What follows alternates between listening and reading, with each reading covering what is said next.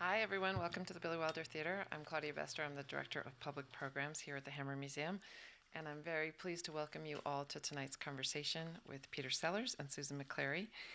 Tonight's program is co-presented with our wonderful colleagues at the Herb Alpert School of Music at UCLA. And before we begin, I'd like to invite you all back to the Hammer Museum on Saturday, June 8th, for our opening party to celebrate our new exhibition of artwork by Sarah Lucas, and to visit our current exhibitions of artists Shalabala Self, Andrea Fraser, and Yunhee Min. Admission to our museum galleries is always free, and we also have hundreds of great free public programs coming up, including talks by artists Carmen Winant, Rirkrit Tiravanea, Arthur Jaffa, who just won the Golden Lion at the Venice Biennale, and Sarah Lucas, and we're having a concert of world music performed by the Santa Monica Youth Orchestra, so I hope you'll have a chance to come back and see some of these programs. Now on to tonight's speakers. Peter Sellars is recognized as one of the most innovative and influential directors of our time. He's produced acclaimed and often controversial versions of many beloved operas and oratorios, often with the goal of addressing social tensions as well as the spiritual dimensions of operatic performance. He has gained international renown for his groundbreaking and transformative interpretations of artistic masterpieces and for collaborative projects with an extraordinary range of creative artists. He's staged operas at the Dutch National Opera, the English National Opera, the Paris National Opera, the Lyric Opera of Chicago, the Salzburg Festival, and the San Francisco Opera, and many other music venues internationally. He's collaborated on the creation of many works with composer John Adams, including Nixon in China, The Death of Klinghoffer, El Nino, Dr. Atomic, and The Gospel According to the Other Mary. Sellars also guided the creation of productions of the work by Finnish composer Kaija Saariaho, expanding the repertoire of modern opera. Some of his more recent projects include concert stagings of Péléas and Mélisande, and Le Grand Macabre with the Berlin Philharmonic and the London Symphony Orchestras, the staging of Saariaho's new opera, Only the Sound Remains, in Amsterdam and Helsinki, and a revival of his production of Oedipus Rex, Symphony of Psalms in Aix-en-Provence, La Comenza di Tito at the Salzburg Festival, and the premiere of John Adams' new opera, Girls of the Golden West, at the San Francisco Opera. Sellars has led major arts festivals, including the 1990 and 1993 Los Angeles festivals, and I think there's a lot of alumna of those festivals here in the audience, and the 2002 Adelaide Arts Festival. He's a distinguished professor in the Department of World Arts and Cultures at UCLA, and is the recipient of a MacArthur Fellowship, the Erasmus Prize for Contributions to European Culture, the Gish Prize, and he's a member of the American Academy of Arts and Sciences. Susan McClary is a professor of music at Case Western Reserve and a former, much-beloved distinguished professor of musicology here at UCLA. Her research focuses on the cultural analysis of music, both the European canon and contemporary popular genres, and in 1995 she was awarded a MacArthur Foundation Genius Fellowship for her research. Until now, she's probably best known for her book, Feminine Endings, Music, Gender, and Sexuality. She's also authored several other books, including Desire and Pleasure in 17th Century Music and Structures of Feeling in 17th Century Expressive Culture. Her new book is called The Passions of Peter Sellars, Staging the Music, and in it she traces his career and the development of his style through his visually rich opera productions. And we're going to hear much more about that this evening, and after the program we have a reception planned with some coffee and tea and cookies, and copies of the new book will be available for sale, and you can ask Professor McClary to sign one if you wish. So now please join me in welcoming Susan McClary and Peter Sellars.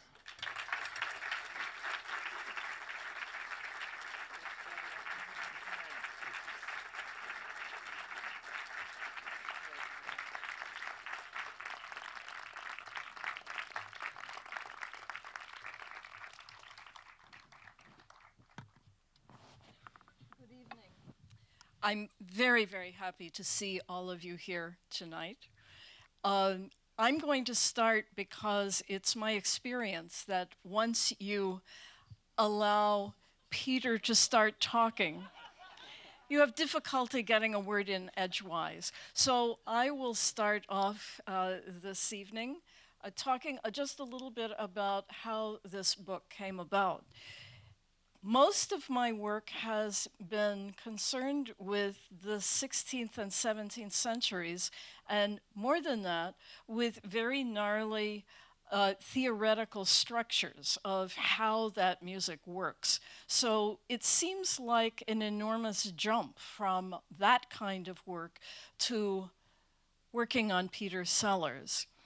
And all I can say is that I started finding that we were in encounters together mostly in Canada. So blame Canada. The people at the Canadian Opera had me up to talk about Saariaho's L'amour de loin. It was not a production I liked, but getting prepared for that event meant that I looked at the classic production that Peter did and fell in love with this production, one of the really beautiful productions of all time. A couple of years later, I happened to be in town when Peter and Bill Viola were doing their Tristan project, and off I went again to the Canadian Opera. Then the next year, Peter, who had found that I was beginning to be a total slut for the Canadian Opera, had me up to have discussions about his production of Handel's Hercules. Really an extraordinary event for which he had the local veterans associations bring in people who had had the experience of returning from the war front and trying to reintegrate themselves with their families and with their communities. One of the extraordinary events that I have witnessed. After this, there was a cocktail party, and I happened to mention to someone who was in the business of commissioning books that somebody ought to write a book about this guy. And she said, well, why don't you write a book about this guy? And so I thought, maybe I will do that. I also teach music history courses, and at the end of each year, the music that we end with is John Adams and Peter Sellars' Dr. Atomic, and Saariaho's L'amour de loin. And so Peter I kept tripping over him. Everywhere I looked, there was Peter. And so this book was thrust upon me. I thought I had finished with writing books. And if only I had had this idea earlier, I would have saved myself a lot of wear and tear. To find that that my job was to get up every day and watch one of these wonderful videos, and then write about what I saw. I thought, wow, why didn't somebody tell me this before I tried to figure out how 16th century music works? This is whole lots more fun. And so finally, after 3 or 4 years, this book has come out. Over the course of that time, I've become much closer to Peter. He invited me to come out to Ojai in 2016 when he was the curator that summer of the Ojai Festival. And we had wonderful discussions about the music that we were hearing and that we were about to hear.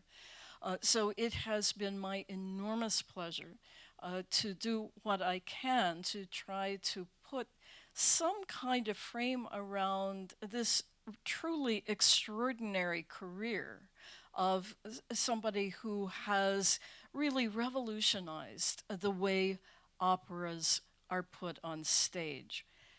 The subtitle of my book is Staging the Music. And it's for that reason that I find myself always drawn to Peter's work.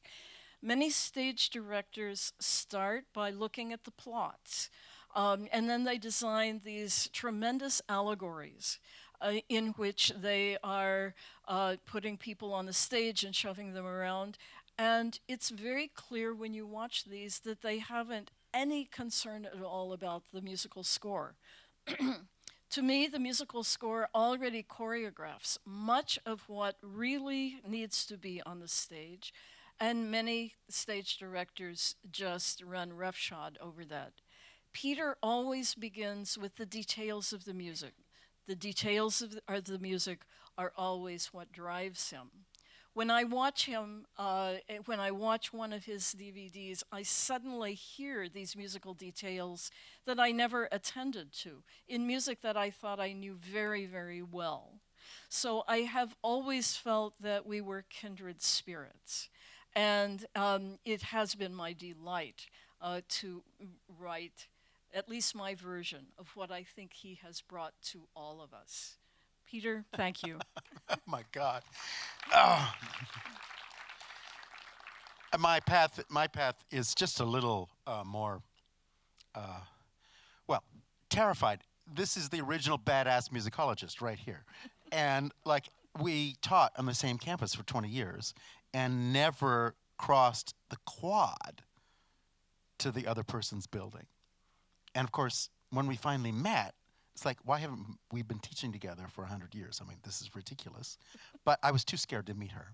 She was like way too smart. I thought she's going to eat me for breakfast. And she'll say, what do you mean? This is so shabby. The contradiction here is just, it's totally, because her penetrating intelligence is just, I was terrified. So I said, okay, I'll read her books, I'll read her articles, but I'm not going to go meet her.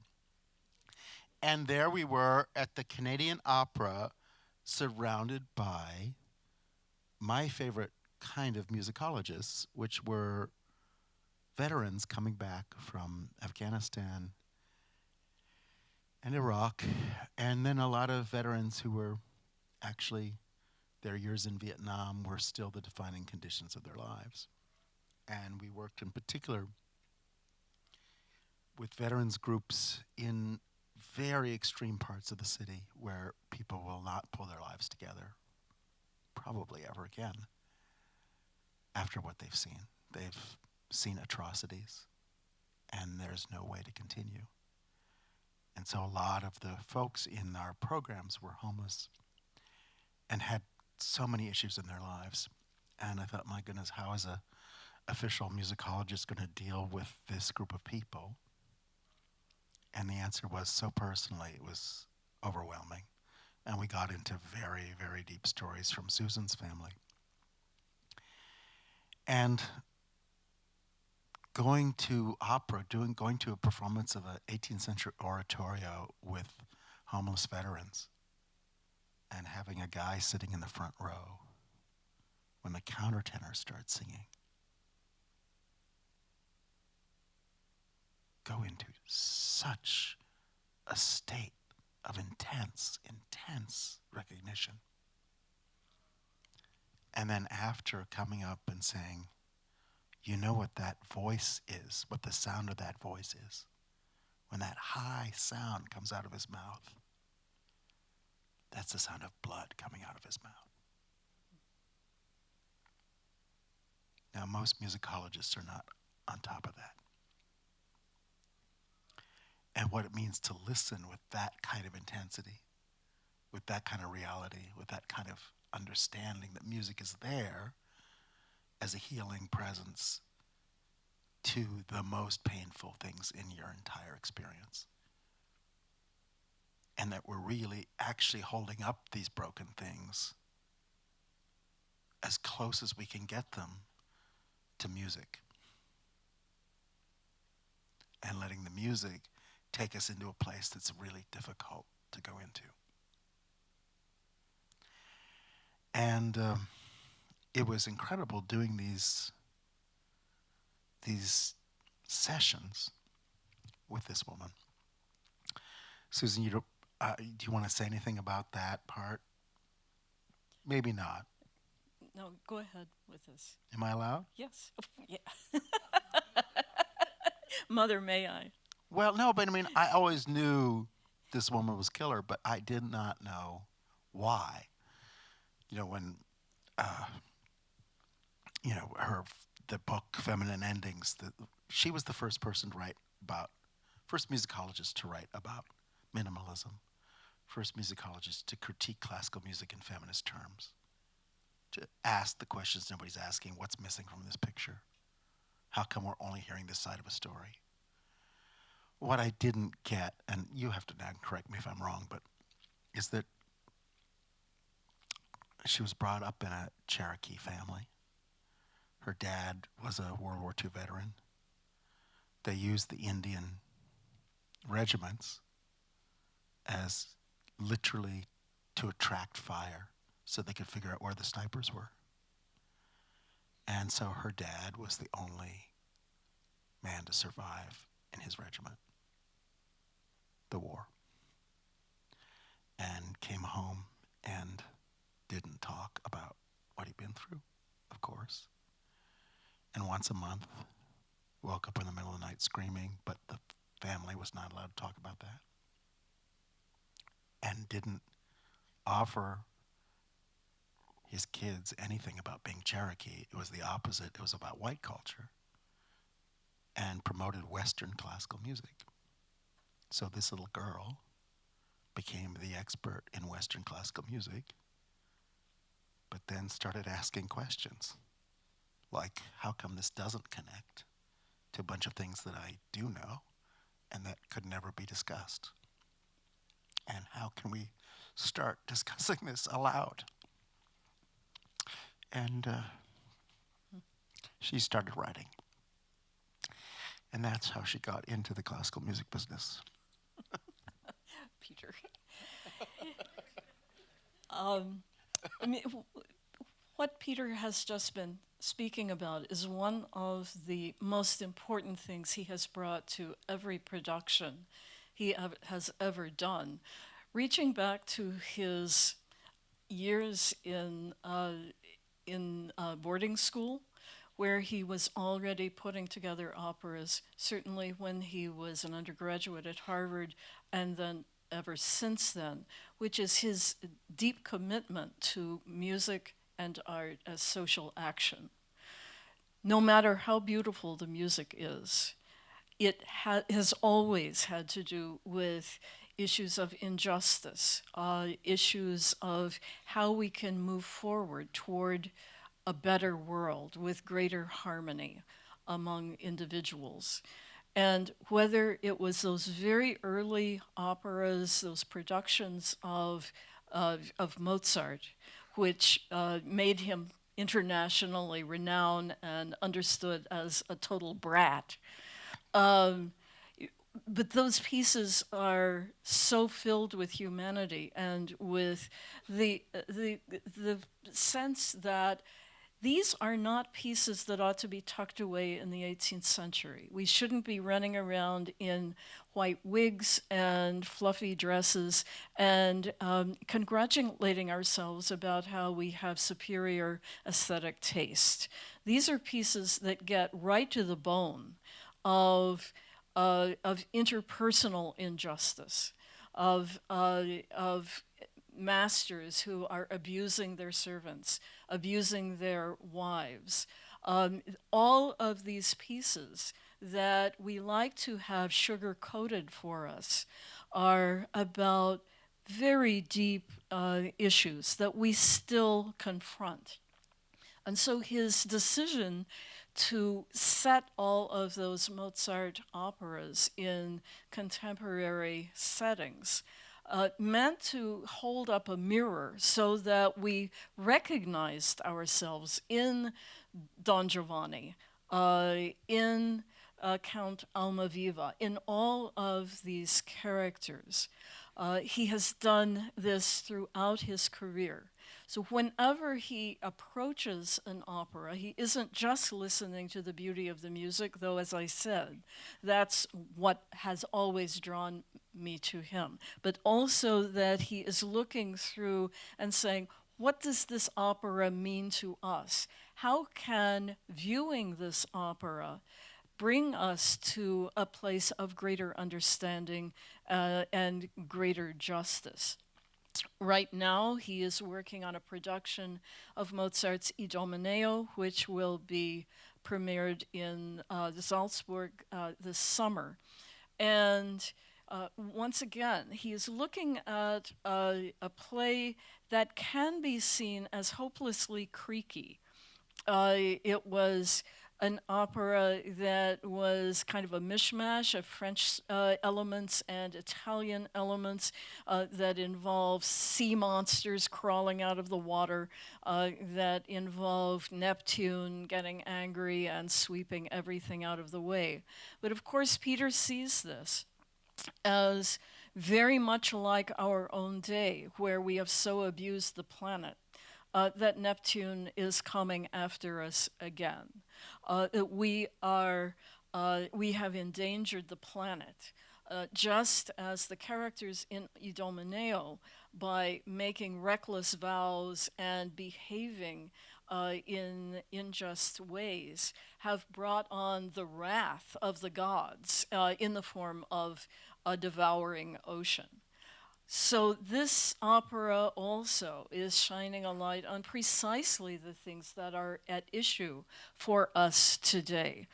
Climate change, the fact that there are whole clusters of islands in the South Pacific that are disappearing under waves. Those will never be recovered.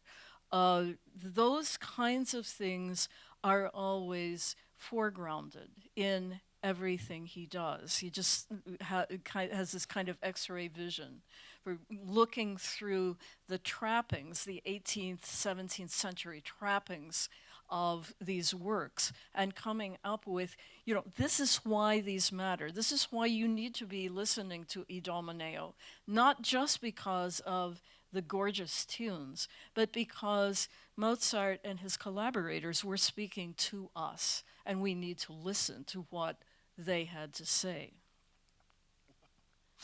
Come to Salzburg and see the wildness. We'll also be selling tickets in the back.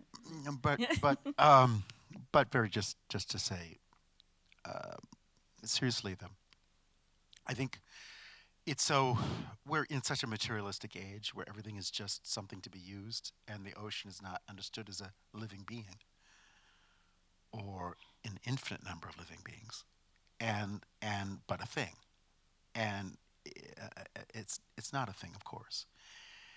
It's a moral presence, and the traditional mythology really does understand that. In the case of Greek mythology and Cretan mythology that the opera is based on, the Greeks were very proud of themselves for winning the Trojan War, and they did it through means that were reprehensible and filled with plenty of atrocities, and they said, but we won. And they turned around to get in their boats to go home, and the ocean said, oh, no, you don't. The ocean said, you will not get away with this. And the ocean was the moral reckoning after the Trojan War. And the ocean answering back to human excess, the ocean answering back to human beings not understanding their place in a larger system, is what the piece is about. The other thing that I'm super thrilled by is this piece is written by Mozart at the age of 24, who's, again, like every 24-year-old and 23-year-old right now, and for that matter, 13-year-old, just super impatient. This is, what are we waiting for? What are we waiting for to make the changes that need to be made? What on earth are we waiting for? What are we waiting for? Let's go. And so the music has this high energy, total impatience. And it just says, no, we're not going to sit around now. We're going. We're not going to have another committee. We're going. And these are urgent questions that demand response. And Mozart is writing the music. And Mozart, for these 2 years of his life, he calmed down a little later, but he calmed down. He learned how to wear some other masks. But when he was 23, 24, he was just furious. And this music has the fury and all the hope for what the world could be like of a 23-year-old, which is so moving and so beautiful. And to just get that, right now there are a lot of high school kids and junior high kids refusing to go to classes until something is done about climate change. that's the spirit of the piece. So it's really exciting. Yeah. Another element that runs all the way through Peter's career is his interest in spirituality. This has become increasingly evident in the piece that he wrote with Kaija Saariaho, Only the Sound Remains. We have two no dramas in which a mortal comes in contact with an angel or a supernatural figure. There's a tremendous sense of transgression and going through that membrane that ought to separate the mortal from the immortal. There is danger, but there is also this very holy meeting of the earthly and the unearthly. This afternoon, I had the great pleasure of attending a rehearsal quite close to, of a piece that's quite close to its beginning. And it was possible to see how Peter works to, with the instincts of his performers, to put these kinds of things together. On the one hand, we had an extraordinary dancer with whom Peter has worked for decades, and on the other, a very young South Asian singer. And they were working through a first century sutra from India, in which a mortal and a goddess are in contact. And the goddess is trying to train the mortal to understand what is really enlightenment, what it means to be a saint, what it means to move forward.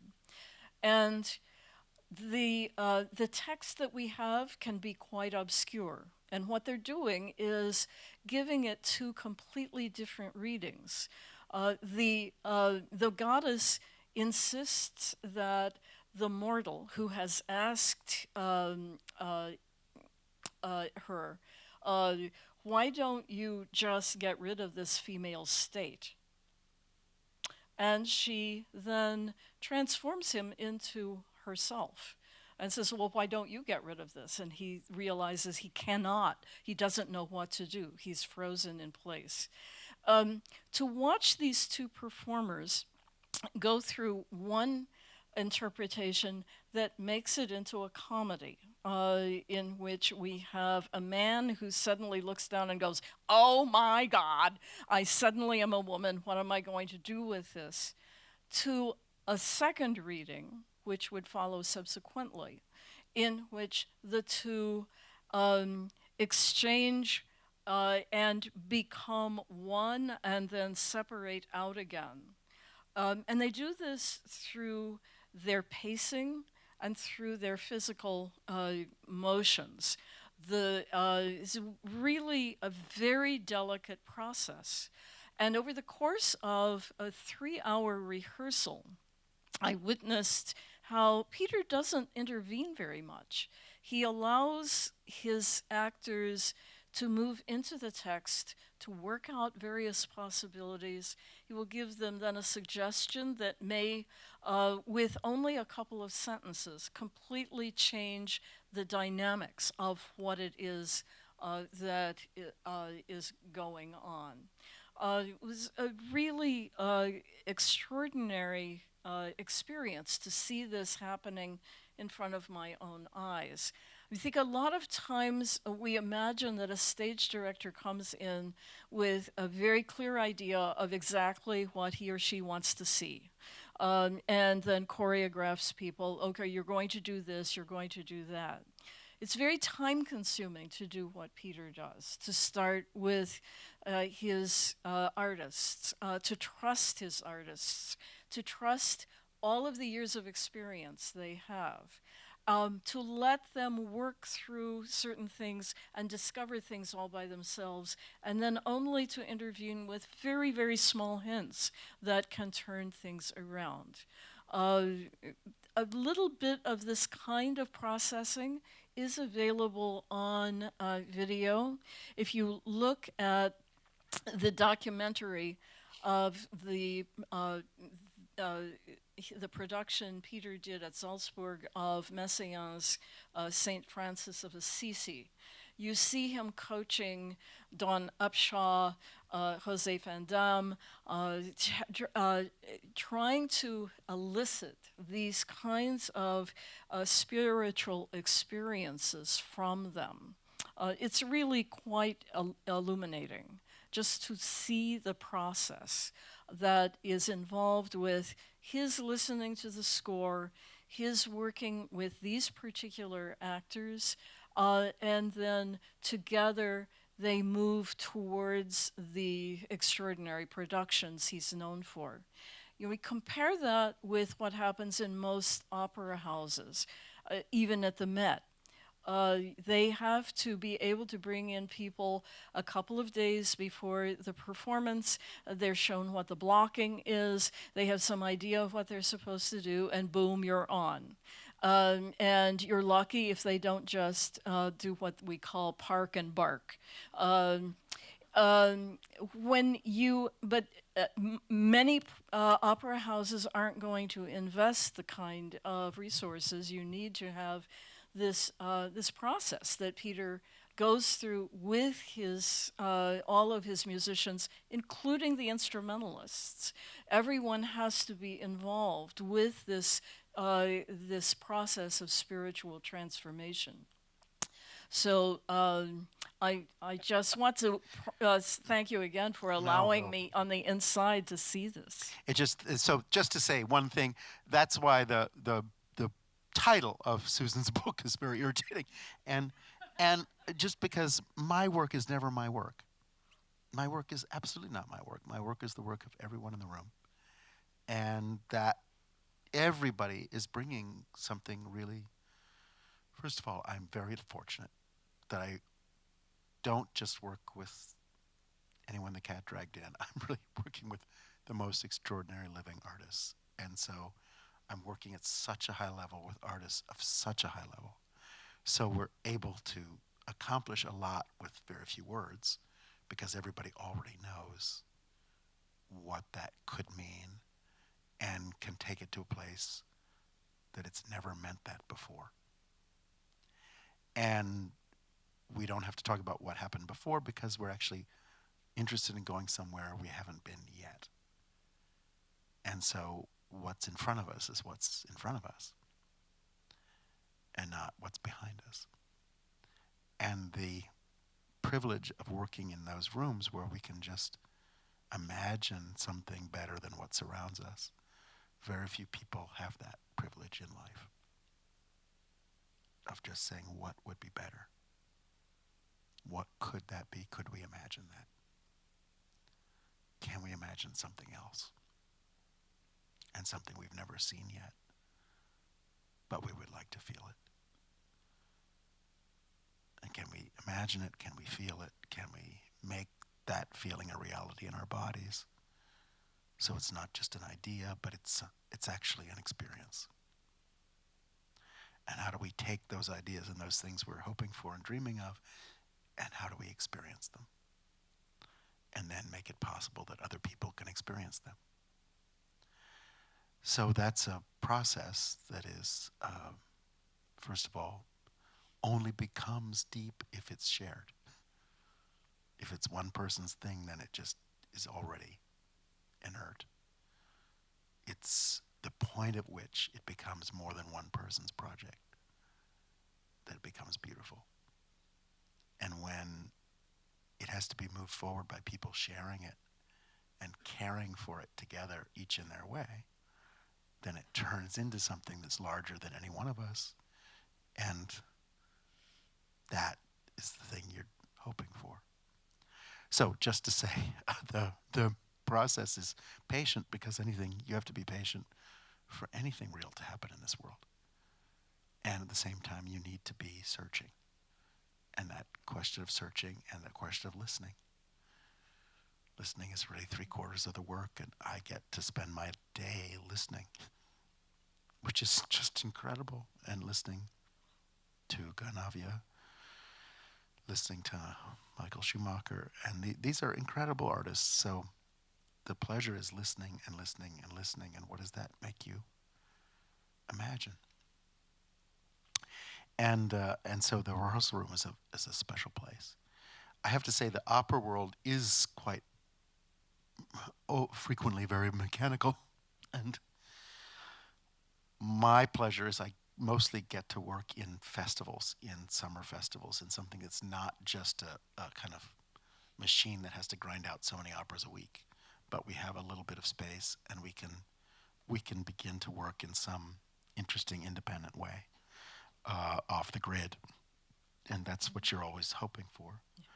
And therefore you choose material that's off the grid, because that already, you start somewhere that's already an interesting place to begin, and then you go from there.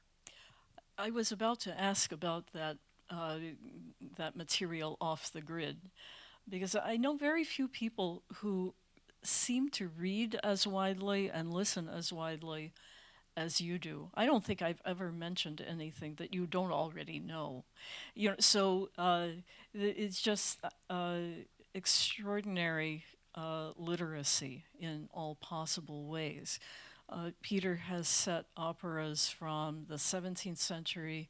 He is responsible for seeding the operas of John Adams and Kaija Saariaho, neither of whom thought that they wanted to get anywhere close to operas until he nudged them and poked them and prodded them. And the result is the masterpieces of our own time. More recently, the piece "Only the Sound Remains" it works from a couple of no dramas that had been translated by Ezra Pound. So ancient Japanese texts. The one that he's working on now, the Goddess Sutra, a text that comes from the 1st century AD. Everything from any point in history is something that Peter takes as his potential inspiration. I'm just wondering how you do this. How do you decide what you're going to home in on, what your next project will be? One of the most extraordinary pieces that he has done recently is Orlando Di Lasso's the Tears of St. Peter, a collection of sacred madrigals, never intended to be staged. These are very, very intimate pieces, and they are extremely complex. I would hesitate to give these to a seminar of graduate students working in the 16th century. They are so complex. And this man takes these pieces and puts them on the stage and manages to bring in multitudes who've never heard of anything like this music and who are riveted by what Lasso composed in the 16th century. So I'm just wondering, how do you decide what you're going to do next with this roving eye of yours? Step 1, wake up in the morning. Step 2, notice what's around you.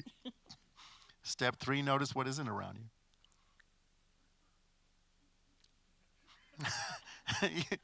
And just say, okay, what should be here? And put it there. And just say, okay, things that are well represented, I don't have to do. So I don't do La Traviata and stuff like that, because it's already out there. It's fine. Doesn't need any assistance. Whereas something that I think is really missing from this picture, I say, let's put it there. And at the same time, you're saying, what are we dealing with? For example, the climate change thing. As long as it's represented to the human race as a series of statistics and a cheap blame game, we're not going to get anywhere. Meanwhile, things really have to change. Really have to change. So it has to be culturally imagined, because it's about a culture of how you live. Culture is about your life choices, what you do every day, why you just automatically, without even thinking about it, you eat this, not that. You choose to buy this, not that. All those things are cultural. They're just ingrained. And so this stuff has to work and be offered to the public at a cultural level where it has to do with choices you make without thinking. Those are the choices that have to start getting interesting, getting informed, and getting charged with urgency. And that's never going to be done as long as it's the media, pounding people over the head with another set of statistics and showing another, sad polar bear. We have to go past that because the sad polar bear is still far away and has nothing to do with what it means that you left the lights on all night. And yet, of course, that's why the polar bear is sad. And could we get closer to where the sadness is and how the sadness works? And can we get closer to what it means to turn the switch of our own behavior? That's, of course, what music does. That's what poetry does. That's what it moves you in a way that's unexpected and that you don't have control of. You can't stop the music from entering your being. That's what's so cool about music. You have no defenses. And poetry can put something in a way that it's suddenly new. That the oldest thing on earth is suddenly, wait a minute, I never thought of that before. And it's the oldest thing on earth, but poetry just suddenly puts three words together in a way that they have a spark, and you go, oh, and it lights a fire. So that's the hope, of course. And most people think in images. And so what you're always trying to do is find what the images are that are in that music, what the images are that are in that poem, and work through the music and the poetry in images. And then that becomes really potent in the world. And that's what you're hoping for. But also, sometimes it's very the Reagan era, it just was clear that Mozart wrote those three operas to lay out the Reagan era.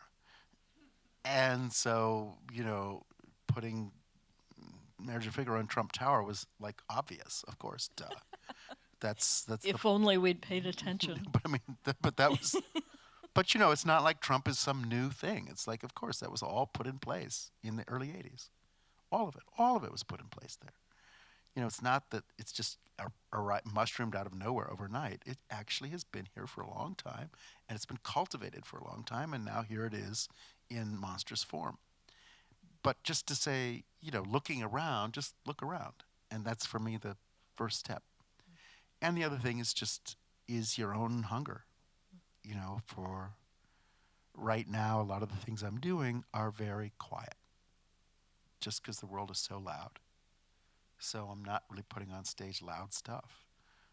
I'm not putting on stage violent stuff. I'm putting on stage things that are very tender, thoughtful, contemplative, and a zone of quiet, refuge, thoughtfulness, recovery space. Because I think that's what most people need right now is recovery space. Just space to stop and to actually allow for some healing and allow for some quiet transformation. And so most of the pieces I've been doing the last 2 years are extremely intimate, inward, and personal. And the music is so tender. The Copernicus of Vivier, the Lagrime de San Pietro, the Lasso, and that thoughtfulness is really, really important right now, I think. So I'm just trying to do something that I think is not in the general out there and say, well, how do we balance this? The yin-yang. If there's a lot of yin piling up over there, let's have some yang over here. Or mostly it's the yang that's piling up. Let's get a little more yin. I'd like to address an issue that that sometimes has been controversial. Uh, your there's a way in which you feel that the world is your oyster. You are constantly looking to the Peony Pavilion or to the Goddess Sutra or to no dramas or to Indonesian modes of theater. And you're in the Department of World Arts and Cultures, and you also were instrumental in developing world culture events in Los Angeles, and also you took that with you when you went to Vienna. But we have now become really very touchy about what is called Orientalism. That is appropriation by people from North America or from Europe of the cultural resources of other parts of the world. And when I teach your work in graduate seminars, this comes up all the time. But isn't this Orientalism? And so, since I have you here, you're a captive creature here, I wonder if you would just speak some to that. I know that you've had to think about this a great deal.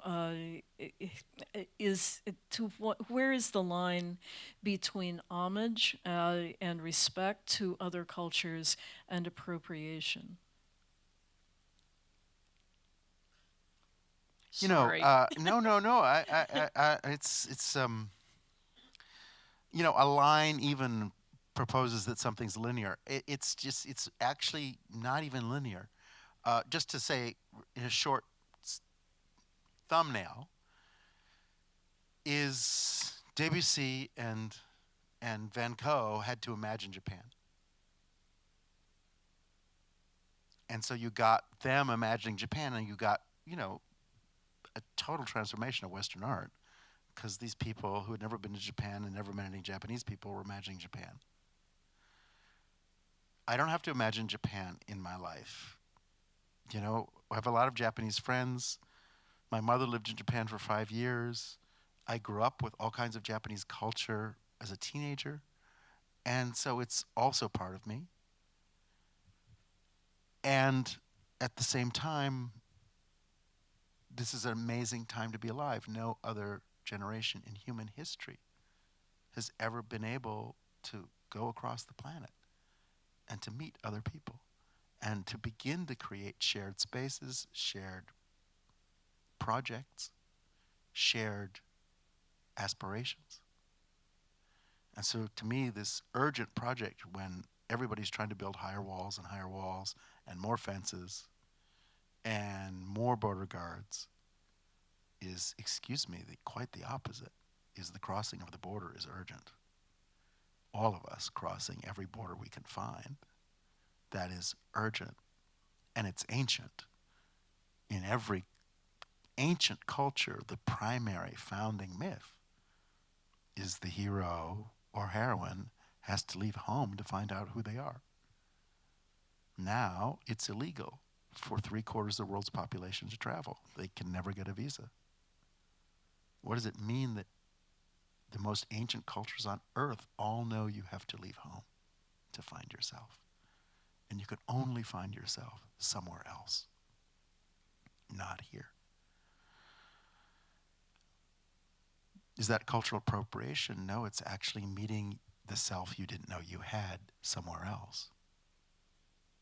And it means encountering people, and it means dialogue. And the way we all transform as human beings is to meet people who change our lives and change the way we think of ourselves and feel about ourselves. Because we're meeting somebody who puts back on us an image we never had. Just to say, for me, the project right now, the world is gathering artists, and World Arts and Cultures, of course, is a really amazing department because every year there are astounding artists in the building working from all over the world. And I don't think it's about imitating something. In my case, I'm able to invite a really beautiful Javanese artist or beautiful Chinese artists or whatever, or African artists, to be in the room making something together. In that process of making something together, we get past the ownership level, because the question is, yes, what do we each own, but also what do we share? And to me, the question of what do we share is a really more powerful question to ask at this moment in history. Not what do we take, what do we share? We have a long history of taking, not sharing. And that history of taking means there's a lot of distrust, and I do understand and respect that. And I do not go into any situation saying, trust me. Because the only way someone's going to trust you is if it turns out you are trustworthy as we work. But we have to find that together. You can't claim it. And the process of sharing a space is complicated, but that is what you saw happening in rehearsal this afternoon. What every rehearsal is how can these human beings share a space? Because that's the project of life on earth. And so what I deliberately try to do in a lot of my productions, which is difficult for theater critics, is I invite people who have nothing in common, or even more, have plenty of reasons to deeply dislike each other, or have reasons to not be able to hear each other.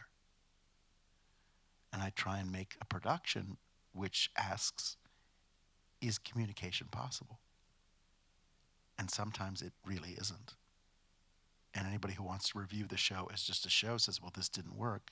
But that's not the point.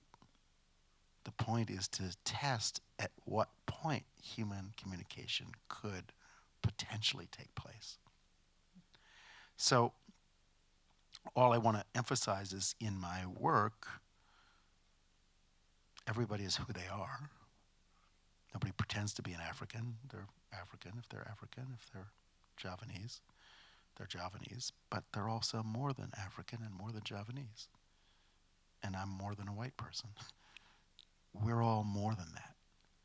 And to limit everybody to what they look like, the way a border guard sees you from your passport photo, that is not to get what anybody's humanity is, whatever color your skin is. You are more than where you came from. You are way more than that. You are everything you've ever dreamt of being, which is, in most cases, something that's far away from anything you've experienced. That's why you're dreaming of it. So for me, all of those elements are in a dynamic in culture. And as you said about the rehearsal today, it's about dynamic. It's about none of these things are frozen. Everything's moving. Everything's in motion. All these things are moving every second. And so it's about what way can we create a dynamic that is alive and that is democratic. Now, when I say democratic, I just mean the example I always use, and people can stop me if you've... But I was so obsessed with the Vietnamese peace process. And, you know, the talks in Paris to end the Vietnam War lasted 2.5 years. And the first year, there was one topic: the shape of the table. The Vietnamese said, what is the shape of a table that we can sit at with the United States of America and be equal? And to me, that's what our generation is still trying to deal with, is just what is the shape of the table we could sit together and be equal? At this moment where we are so unequal and everything is about emphasizing inequality. What are the structures of equality? What would that look like? What would that feel like? How do we propose those structures in our generation? And how do we imagine them? So to me, that's the actual work. And it's a long way from appropriation. It's about ability to listen and ability to comprehend and ability to imagine. Could you speak a little bit, you described what you are planning to do as the finale of Idomeneo. At the end of this opera, because it's a fusion between Italian opera and French opera, the French always ended with a ballet. And with a chaconne in which people would dance around the Sun King, making it clear that he was the center of the universe. And Mozart ends his opera with this ballet. And Peter was telling me today what he plans to do with this ballet. It seems incredibly anachronistic to have this weird French ballet at the end of this. So how do you take an opera that has been reshaped to focus on the threat of climate change and then have a ballet at the end? And Peter's solution is pretty extraordinary, and I wish you'd speak a little bit to that. Well, just to say, what's so cool about Mozart at the age of 24 is, like most young people, he doesn't want to talk, he wants to dance. So it's about the talking is over, let's dance. And dance means action. Dance means we're not going to talk about it, we're going to do it. We're going to do it, we're going to put it in our body, we're going to put our body into it. And dance is movement forward. Dance is, again, it's no longer just an idea, it is an action. How do you translate your idea into action? How do you translate your belief into action? How do you translate your desire into action? How do you translate your utopian, which is nice to talk about, how does that become action? So Mozart also, this opera he has to write through his father. Writing the text is impossible. The guy's writing the text is in Salzburg, where Mozart's father is. Mozart's in Munich. Mozart's father is controlling monster. And Mozart has to write these obsequious letters to his father, which go on and on and on and on, saying things you only would say to somebody who couldn't care less about what you're doing. And musicologists now use these letters as Mozart is finally telling you what he's doing. Are you kidding? Mozart would never dream of telling his father what he's actually doing. He's writing all this other stuff. Anyway, just to say, Mozart has to, every next sentence of the libretto has to go through this laborious process and be approved by his damn dad. So the joy of getting to the end of the opera is they're not talking anymore, it's dance. And suddenly there's no more text and the dance just takes off. And the dance is the most exciting music ever written up to this point in music history. It suddenly moves, it swings, it vaults, it has humor, and then it's serious, and then it's crazy, and then it gets down, and then it gets up, and then it's every minute dynamic. Everything's changing. The same little tune gets subjected to a million other treatments. 13 minutes, and universes explode.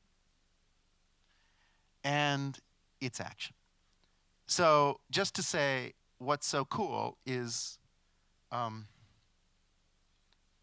piece has to end with dance rather than people talking. And so I've invited a great artist, Lemmy Bonifacio, who maybe some of you know because Red Cat brought one of his shows here a couple of years ago with Maori women. Lemmy works, he's a Pacific Island artist. He's Samoan. He works in Auckland, Australia, which is kind of the New York of the Pacific Islands, where all the artists end up gravitating towards Auckland. And Lemmy works in traditional Pacific Island ritual, ceremony, oratory,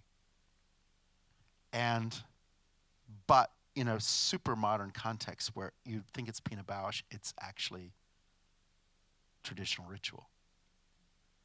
But it's Pacific Island ritual, as you know from the haka, right? Which you got 6 weeks ago with the massacre when those high school kids came out with the haka. Haka is about confrontation. It's not about, oh, we'll let this pass.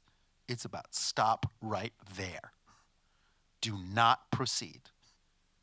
And Pacific Island culture is primarily about, the next island is 300 miles away. You see the people coming towards you for a while. And you get to decide how you're going to greet them. And most Pacific Island culture is about the encounter. It's about what's going to be established in the first encounter as these people get out of their boat. How do you welcome them onto land? And how do you look in people's eyes and know, can we trust you or not trust you? Will you look us back?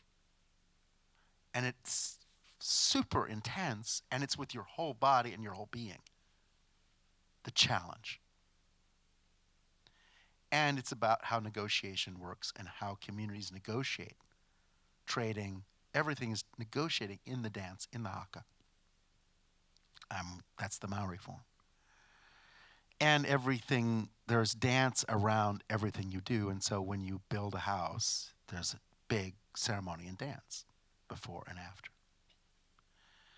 So the negotiation with the ocean is something that Pacific Islanders understand and know.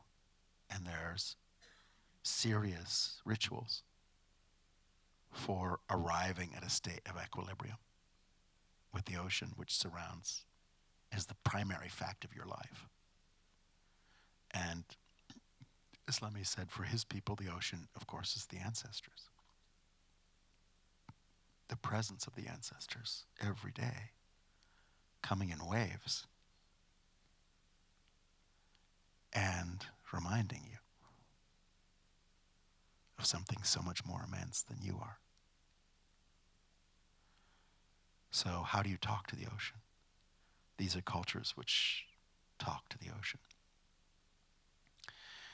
One of the dancers we'll have this summer to do this last dance sequence is from the island of Kiribati. Kiribati, which appears on our maps as Kiribati, Kiribati. Kiribati is the first of the islands that's disappeared in the rising ocean level. The Kiribati dancers are wild. Everything's a super quick bird movement, moving super fast across the room. They're suddenly here, suddenly there, and these quick hand movements, these quick eye movements, these quick neck movements. It's an amazing dance, and that to Mozart's, 24-year-old Mozart's Crazy Chaconne is going to be wild. But the final dance, what's called in Samoan tradition, the last dance, in a ceremony meant for building a new house, is about presenting a young woman who steps forward as the future. And all the men step back and create this super cool screen behind her.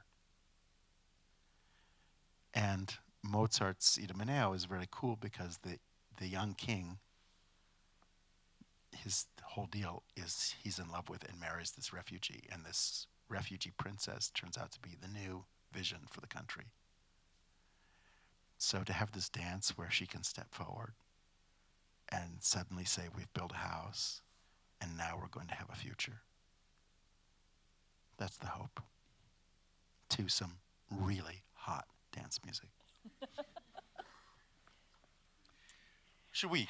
Yes, well, I was just going to say, I got to write the first book about Peter as an opera director, and you know, one of the problems of not talking about white dead males, and only the dead part here, but you know, I can deal with any other composer, and I know they have shut the book, and I can say, so this is the whole life, and Peter just continues to go off in other directions, and I think, wait a minute, I ought to have been the person to write about Lasso, because I'm the 16th century person. I ought to be the person to talk about this and that or the other. You should. And I'm thinking, do I have to write a sequel, for Christ's sake? So maybe somebody wants to step up to the plate and take this away from me. But you can imagine from what you've heard, you know, what just a thrill it was to be able to immerse myself in Peter Sellars' work for several years, to try to keep up with this imagination, to try to follow the traces of how you get from this cultural text to what he has made of it, with all of his priorities, with all of his commitments to contemporary society, to spirituality, to all of these things. And again, the reason this woman can talk about any of those things is every one of her books. blowing open sacred music, 17th century sacred music. I mean, this woman has written so powerfully about desire in the heart of spiritual longing in 17th century music, about sex in Bach, which is, strictly illegal. And yet, Even though he had Credullian kids. right, I mean, you just say, this woman has opened the gates, big time. I mean, big time. And so the only choice is to dance through them. Thank you, Peter. Do you want to have any questions? Are there any things people want to talk about, or we should let people escape into the night, right? Yeah. We've been here for a while, right? Yeah. Let's talk over coffee and cookies, okay? Okay. Thank you. See you out there. Thank you, everyone, for coming. Susan, thank you for your book. Thank you for everything you've done, Peter.